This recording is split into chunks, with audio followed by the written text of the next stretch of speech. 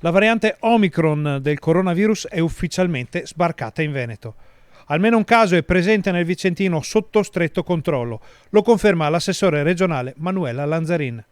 Non abbiamo ancora notizie sui familiari, stiamo sequenziando i due riscontri positivi, quindi la moglie e uno dei due figli, delle due figlie che sono risultate positive presso l'istituto profilattico, ma non abbiamo ancora il responso. Chiaramente sono tutti in isolamento e sono anche scattate da parte dell'USL di Vicenza Berica delle misure da attuare.